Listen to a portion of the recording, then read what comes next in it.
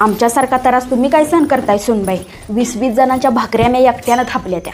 सकाळ संध्याकाळ भाकऱ्या. तुमच्यासारखं कटाळा आला चल हाटीलात, कटाळा आला चल ती कुठं कॅफेत, असलं आम्हाला कुठलं होतं ग?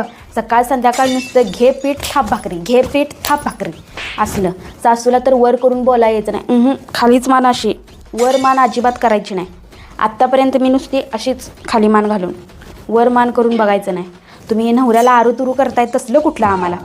तिकडूनच आवाज येणार, आम्ही एवढंच करायचं बस. साडीच घालून झोपायची, संध्याकाळचं सुद्धा साडीतच झोपायचं.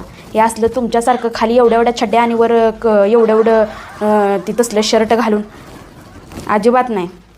आमच्या सासऱ्याला चालतच नव्हतं, मी म्हणून आता तुला चालतंय सगळं. मी काय बोलत नाही. मग मी तुला चांगली सासू मिळाली म्हणून बरं झालं ना.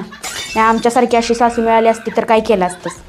अगं माझ्या हाताला भाजलं होतं.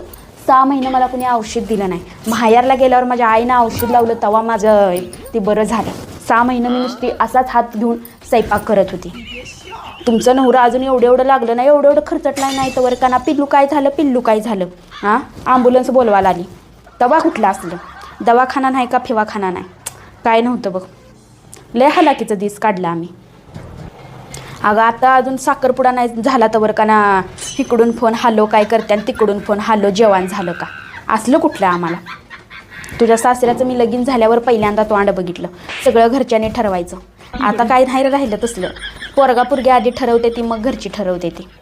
असं काम आहे, काय करायचं? असू दे, काम कर, आवर लवकर पटापटा.